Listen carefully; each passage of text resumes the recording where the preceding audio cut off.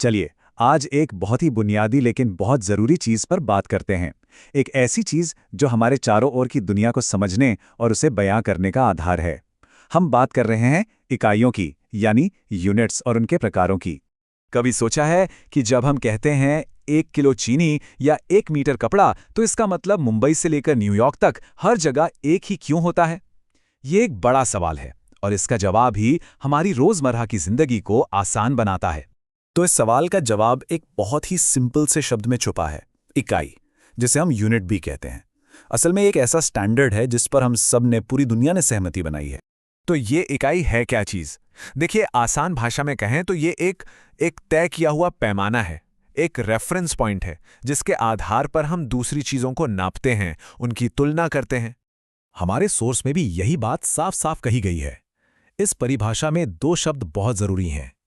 पहला है मानक यानी स्टैंडर्ड, और दूसरा है तुलना यानी कंपैरिजन। यही तो यूनिट का असली काम है। अच्छा, तो अब सवाल ये उठता है कि किसी भी मानक को, किसी भी यूनिट को पूरी दुनिया के लिए एक जैसा, मतलब यूनिवर्सल कैसे बनाया जाए? कौन सी बातें हैं जो उसे भरोसेमंद बनाती हैं? देखिए, किसी भी यूनिट के यूनिवर्सल होने के लिए दो शर्तें पूरी करनी होती हैं। पहली कि पूरी दुनिया उसे माने, उसे एक्सेप्ट करे, और दूसरी वो बदले नहीं। मतलब आज भारत में 1 किलो का जो वजन है, वही वजन 100 साल बाद अमेरिका में भी होना चाहिए।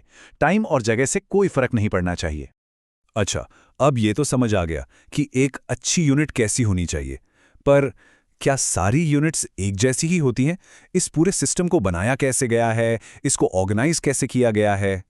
तो जवाब है नहीं। यूनिट्स को ना मोटे तौर पे दो ग्रुप्स में बांटा गया है। एक है मूल इकाइयां, जिन्हें हम फंडामेंटल यूनिट्स कहते हैं, और दूसरी हैं व्युत्पन्न इकाइयां यानी डिराइव्ड यूनिट्स।